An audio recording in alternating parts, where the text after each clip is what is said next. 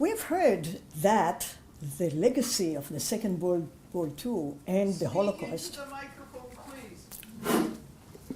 please. We have heard over the last 2 days that the Second World War and especially the Holocaust have been and still are a very important focal point for Jews and for Israel. And this is indeed the case. I would like to start from the end, from now.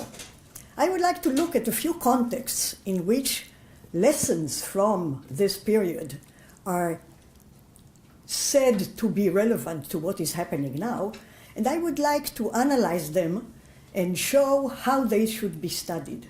Because I think it's very important to remember that the period we are looking at is a relatively short period of history, despite the fact that it's already receding and survivors are less numerous.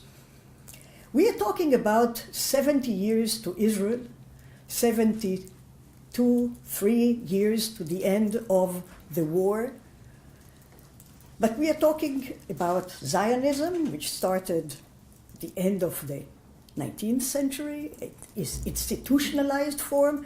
And we are talking about the state of Israel, that is the culmination of Zionism. And we are talking about Zionism as the national movement of the Jewish people, which is allegedly having a very long history of over 3,000 years.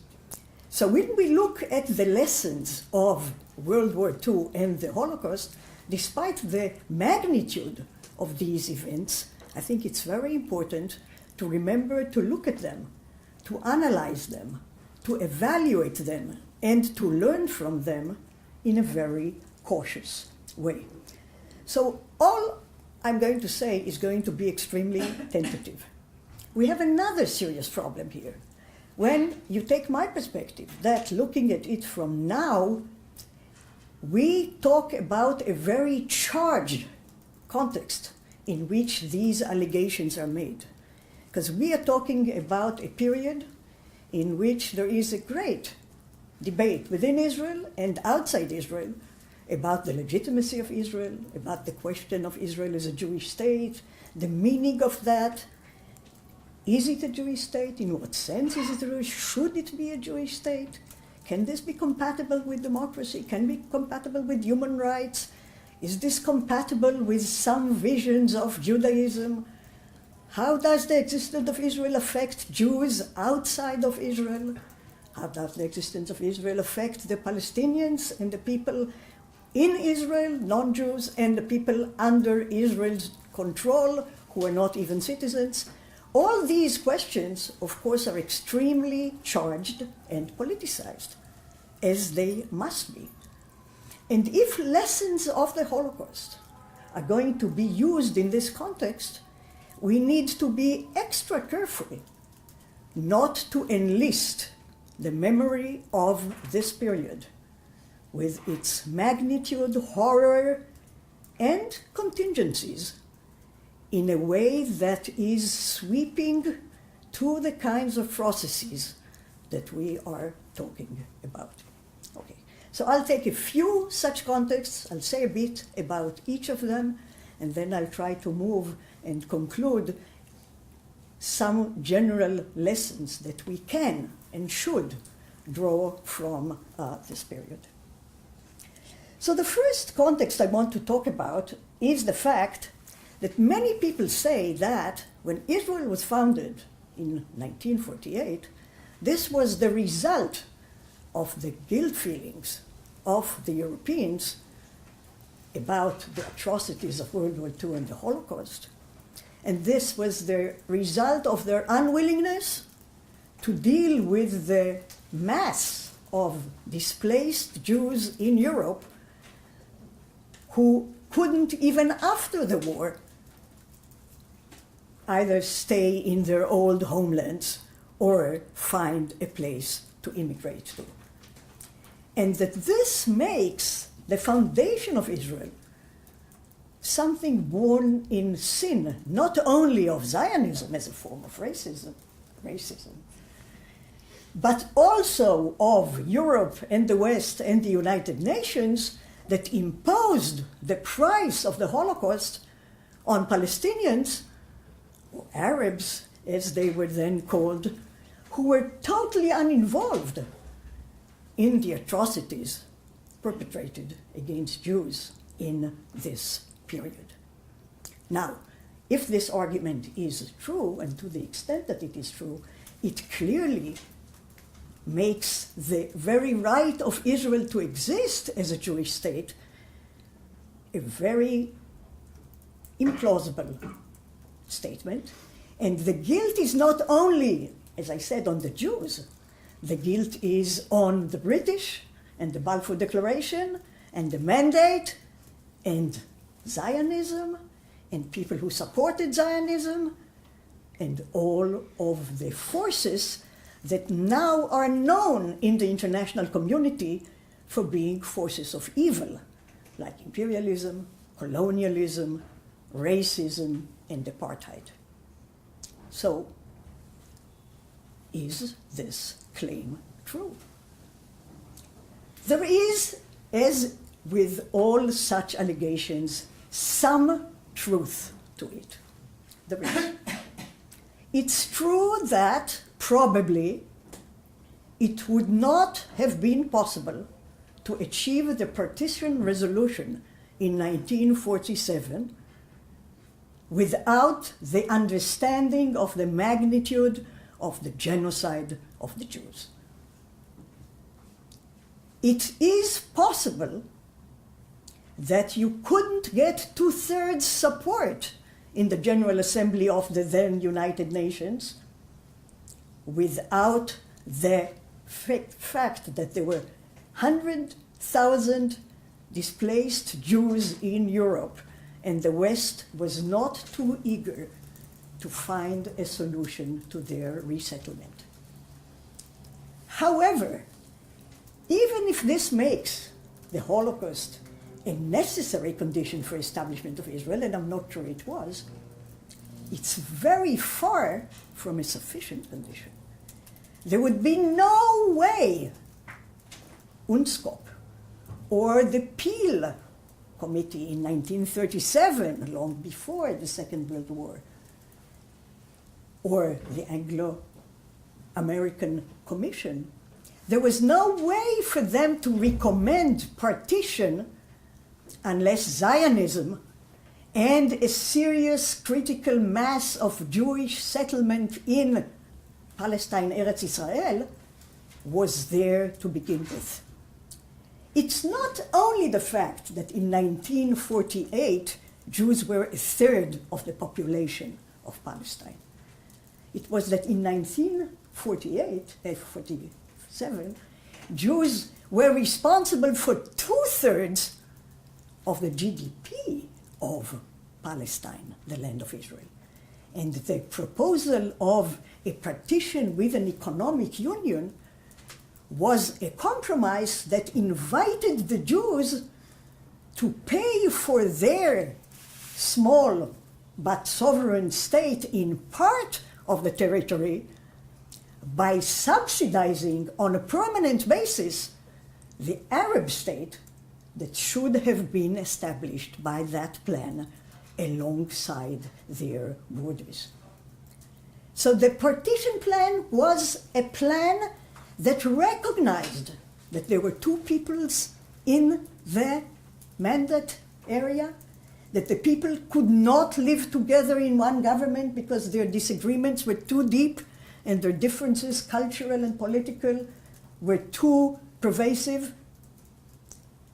And therefore, the only way to deal with the fact that this country already had two peoples living in it was to give each of them sovereign control over part of it, so each of them will have self-determination in a majority part of the land and will not threaten the other side by making them a minority in their own part of the world. This was the deal of the partition resolution.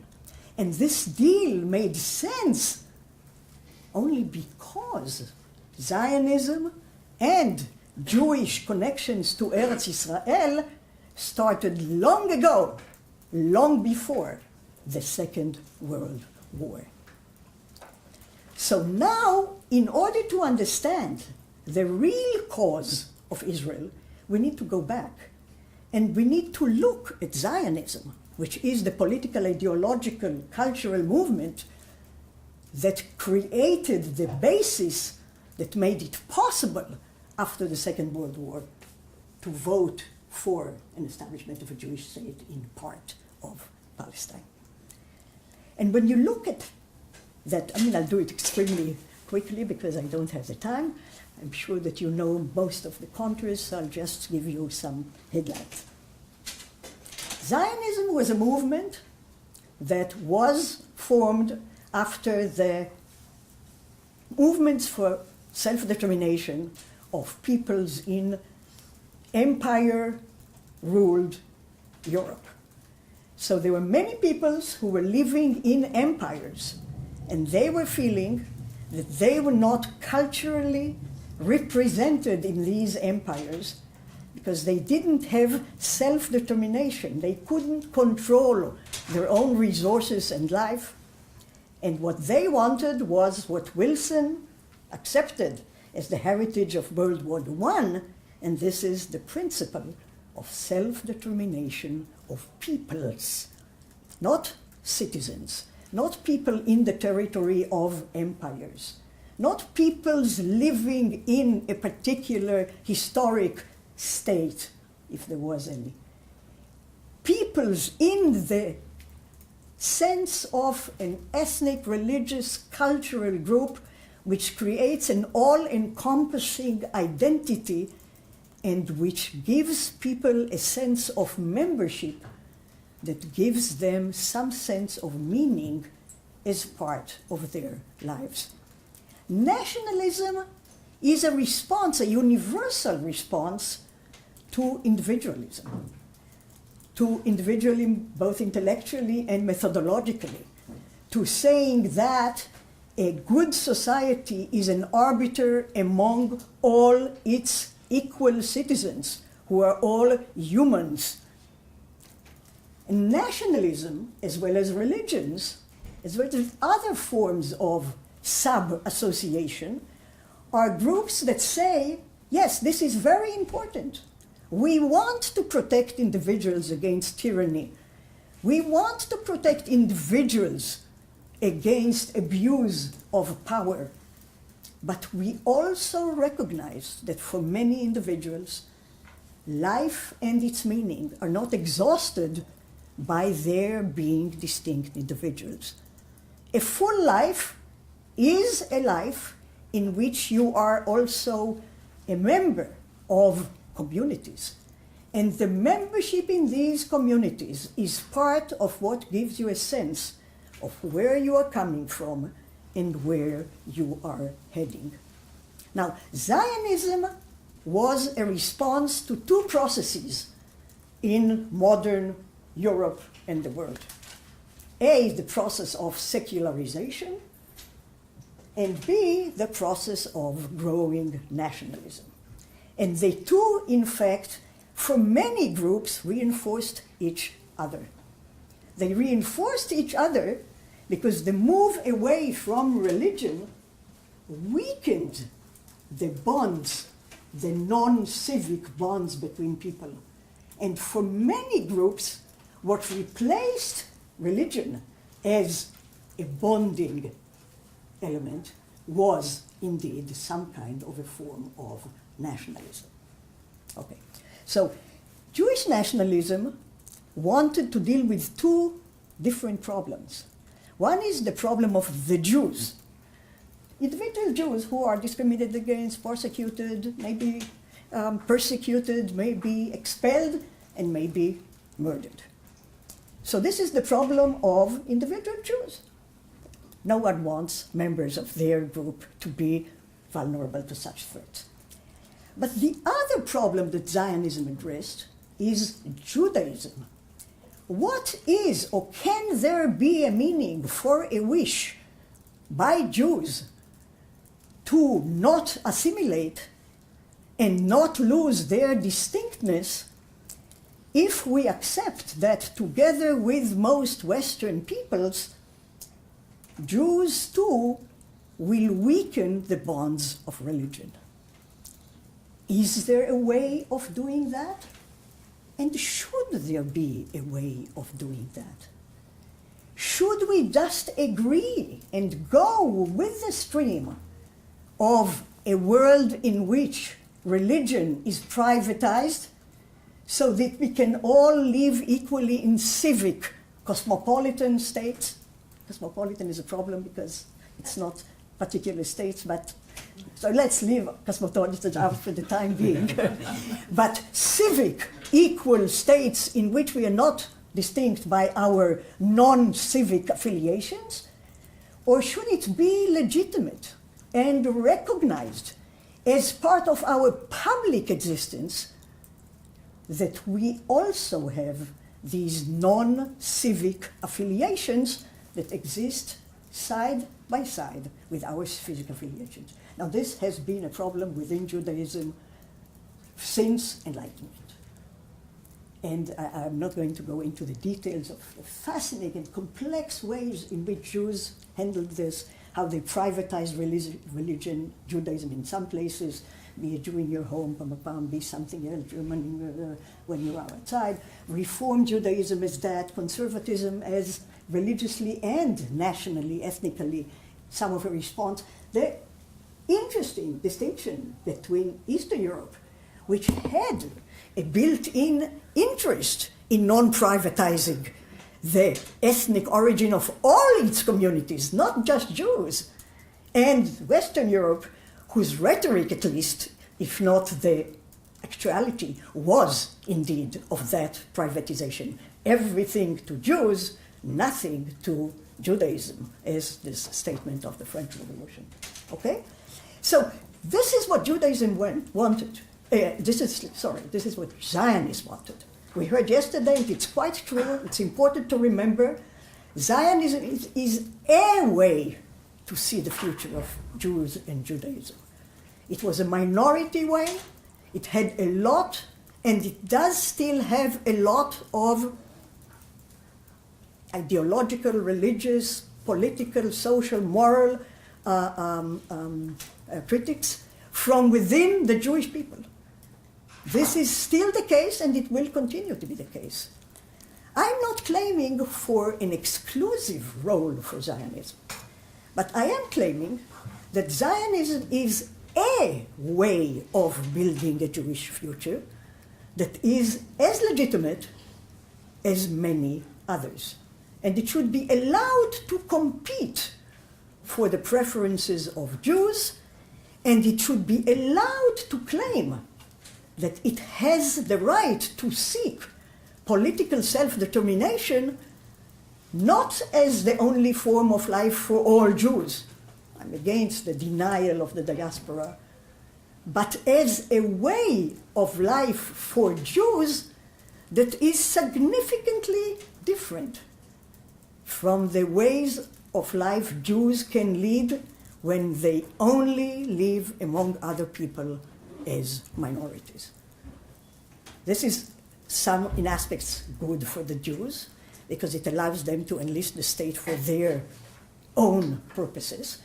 It's good for the Jews in the sense that it imposes their physical defense on a state that is protected, it is defined as under an obligation to protect them, but it's also bad for Jews because now all of a sudden they have the responsibility to take care not only of their members of the congregation, they now have the responsibility of states.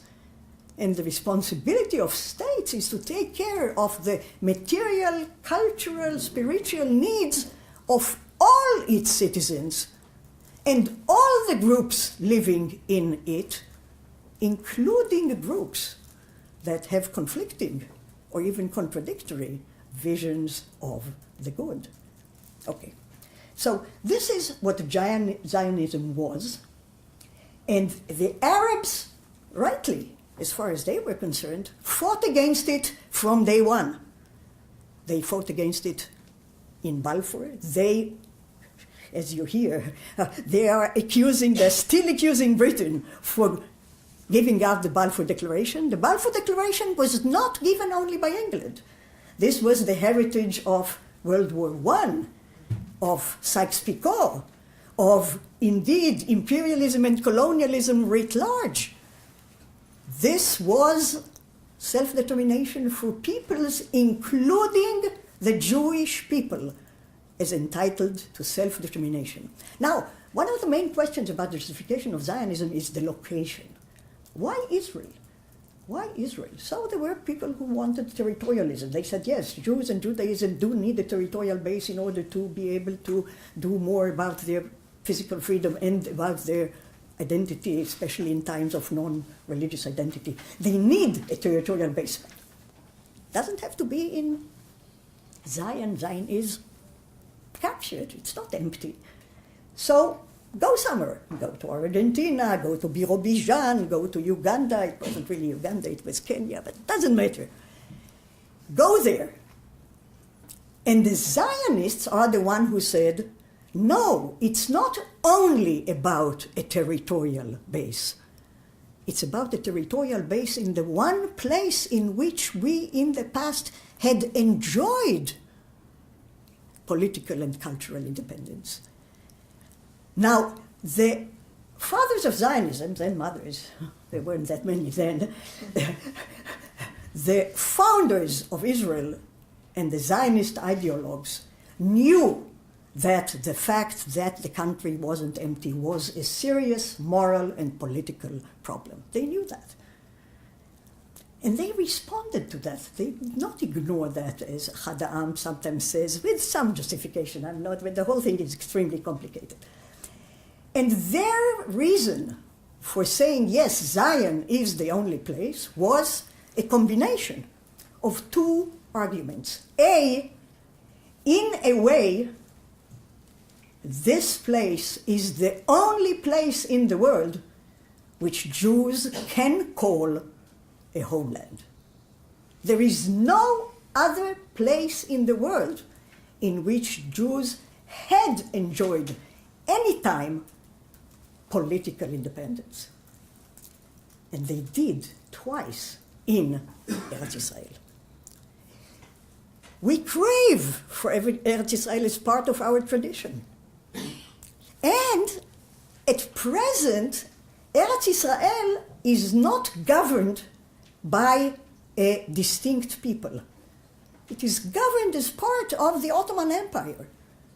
The people who control access to the land are not Arabs or Palestinians or any specific territorial old nation. It's a part of a nation. And this nation does have a lot of territories in the region, and what we want is not an exclusive home in the land of Israel, as some of my now friends do want. What we want is to have a national home that will give us political sovereignty in at least a part of that land, which we can call our homeland. Now, this obviously is not a trivial argument, and part of the answer by the Arabs is this is why Zionism is problematic, not only because of what it did, which is in fact that it possessed many of the Palestinians, but also of what it was from the very beginning, because everyone could have known that there was no way for the Jews to establish an independent majority state in any part of the state of the land of Israel without dispossessing the Palestinians and undermining their ability to claim self-determination. And the answer to that is not trivial, but I think there is an answer. And the answer is the critical moment of Zionism is the fact that Jews came into Israel to buy land and to settle it in legal ways that were accepted as legal by the then authorities. It is indeed the bad luck of the Israeli, not Israeli Arabs, this is citizens of Israel, the Arabs living in Palestine, that they did not have the political control over their own borders, but they did not. They did not form a state. They did not enjoy political independence. So the Jews said, we have the liberty to come and try to revive our people here. Now, this was tragic for the Palestinians.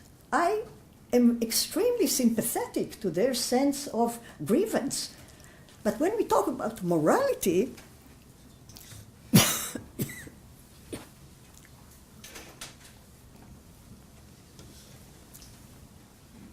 we often know that we have to balance one against the other. So the question of the legitimacy of Israel is not dependent on the Holocaust. The question of the legitimacy of Israel is dependent on this history, and it was decided many times by the international community, hearing the Arabs all the time, that some national home for Jews is justified. And all of this is said very, very powerfully and eloquently in the first part of the Declaration of the Independence of the State, which I want to read out to you. I'll do it very quickly because I see I'm really kind of running out of time here. I want at least one more point. Eretz Israel, the land of Israel, was the birthplace of the Jewish people. Here, their spiritual, religious, and political identity was shaped. Here they first attained to statehood, created cultural values of national and universal significance, and gave to the world the eternal Book of Books.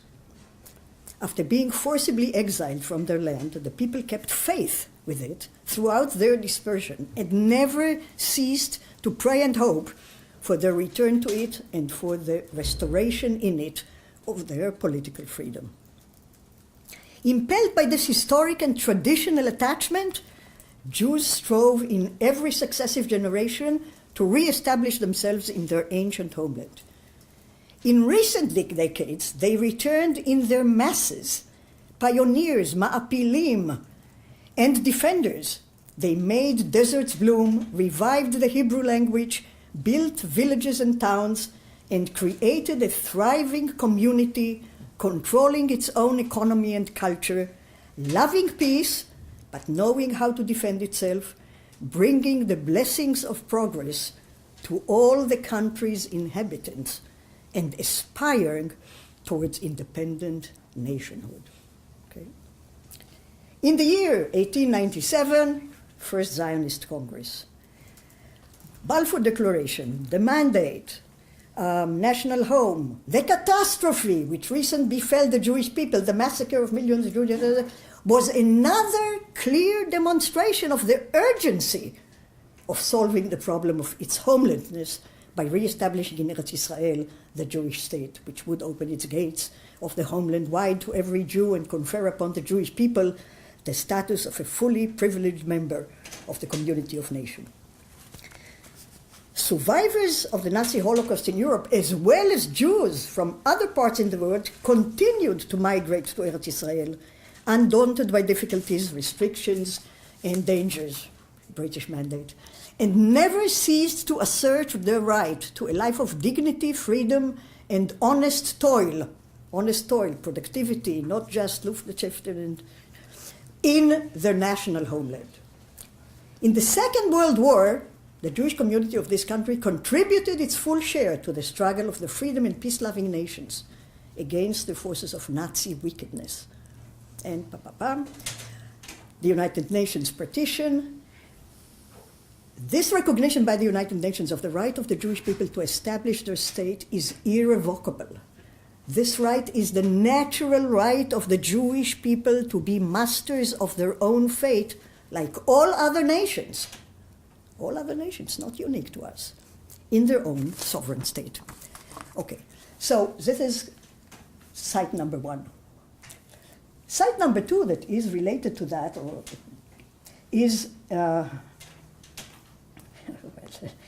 I'm having a lot of problems here. How we should deal now with criticism of Israel. Now, Israel is a state. Israel defines itself as the Jewish state. We don't really know what that is. But some people criticize Israel and Jews in terms of their Jewishness, not in terms of their being citizens or perpetrators of the policy of Israel. You don't have the distinction. And some people are saying, no, we are not anti-Semites, we are not against Jews, we are not even against Israel as a state, but we are anti-Zionists. And I want to say something about the distinction, the critical distinction between these two things. It's very important to remember again that Israel as a state is very young. Anti-Semitism is a very long, problematic approach and attitude, conscious and subconscious, religious and ethnic and economical and whatever. Really has been with Jews from the very beginning. Okay, so anti-Semitism and Israel are not necessarily connected. Some criticism of Israel, a lot of criticism of Israel, is a criticism of the policies of particular governments. This clearly should be legitimate by Israelis, democracy, and by people from the outside. I mean, I don't know of any country, even a democratic country, that always does what I think is the best thing to do, including my own. So clearly, criticism of Israel is not only possible, permissible, it's desirable and actually inevitable. So the tendency of some Israelis to say every criticism of Israel is anti-Semitism, you shouldn't tell us, we are the victims, you didn't do what was needed in order to help us when we needed you, now don't teach us how to protect ourselves. This position by some of the leaders of Israel, I think, is misguided, morally wrong, and politically terrible. However, we should distinguish between types of criticisms. Criticizing a government of Israel is definitely fine. Criticism of Israel as the nation state of Jews, without particularly and specifically saying what elements in this vision are the ones that you are against, may be not only anti-Zionism and not only anti-Israel, but also anti-Semitism. Because this may involve the claim that Jews of all groups are not entitled to a state of their own. They were not entitled to a state of their own in the 40s, and they're not entitled to a state of their own now, because the reasons that groups are entitled to states don't apply to Jews. They're not a nation. They don't really have much in common. Most of the Jews don't share history, language, as most nations do. The critical mass of almost a majority of the Jewish people now in Israel is a result of massive immigration, unlike other nation states which build on the fact that the members of their nation are already sitting in their homeland. So if you look at it this way, it's very important to see what really is being said. And this is true for things that are said about Israel from the outside and things that are said about Israel from the inside. It used to be the case that there was an agreement in Israel that when you want to criticize policies, you don't use analogies from the Holocaust. This was broken on both sides of the political spectrum in Israel when Yeshayahu Leibovich called some soldiers in the occupation situation Yudo-Nazim and earned the refusal of Rabin to give him the Israel Prize that he won, because he said, I'm not going to shake the hand of a person who describes Israeli soldiers as Yudo-Nazim. Arabs are saying that Israel is like South Africa, apartheid state, and like Nazi Germany when it treats the Palestinians.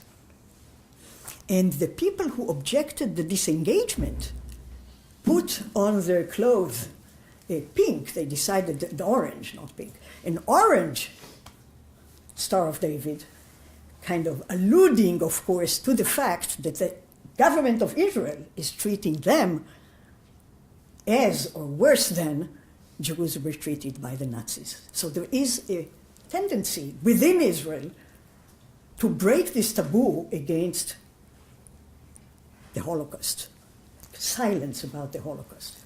There is clearly the tendency like that all over the world. I will not expand on that. I will just say that the decision by the United Nations that held for some 20 years to identify Zionism as a form of racism is part of that. I mean, it was then abolished, but the sentiment and the expressions are still very much there.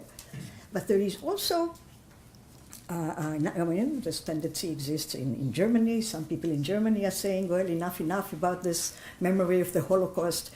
We should actually be the first, because of our own memory, we should be first to condemn what's going on here. So this is the other thing. But some of the objections by the Palestinians and by their supporters, and now the supporters are not marginal, but you can look at this fascinating debate and very complex taking on in the Labour Party in Great Britain about endorsing the definition of the general definition of anti-Semitism, including some forms of denial of the right of Israel to exist, the refusal to do this initially, the compromise about doing it, but the insistence that, yes, this is not going to prevent us from continuing to criticize Israel. Fine. But what is the criticism that they are endorsing? If they are criticizing the problem with the extended occupation, this is one thing. If they are criticizing the historic harm of dispossessing the Palestinians from all of their Palestine, and that this is going to be made good only by either abolishing Israel as a Jewish state, or maybe better still, by undoing all the history of the region from 47, 48 on, this is a completely different matter. And I think that we should think if this is not only anti-Zionism or anti-Israel, but also, to a large extent, anti-Semitism. It comes with a tendency, but Corbyn is saying allegedly about British Jews, they've lived here for so long and they don't understand our humor. Well, many British Jews feel that this is, if not anything else, this is a form of anti-Semitism. I again want to caution us against this, but I want to say that since anti-Semitism is known and accepted as a bad thing, we should beware the tendency of people to take bad things and attach them to things they are fighting against that are not evil. And this actually tendency works in both ways. Okay, so I would like to conclude. What do we learn from that? So if you accept what I say, the wish of Jews to have a place in which Judaism is not privatized is indeed justified, justifiable, and is not related to the Holocaust in any way. So justifying Israel in seeking to continue, even now, to be that is, as far as I'm concerned, extremely justified. Because now there is an Israel. Millions of people, a majority of the Jewish people see it as his home. To undo Israel now is a much worse thing to do than seeking a resolution that will give Palestinians a life of autonomy, dignity, and political independence. So this is one thing. But I think a lot should be thought about the discourse that we are using. Because the discourse should be careful. Now, it's very difficult to influence discourse. Discourse is manipulated by political forces. So the chances of succeeding here, politically, especially in very polarized society and conflictual situations, is not good. But I think it's a responsibility of academics and historians and public intellectuals to bring out these complexities and make sure that we don't abuse the intellectual and the moral responsibility of learning well and cautiously from very, very complex and charged and traumatic historical experiences. Thank you very much.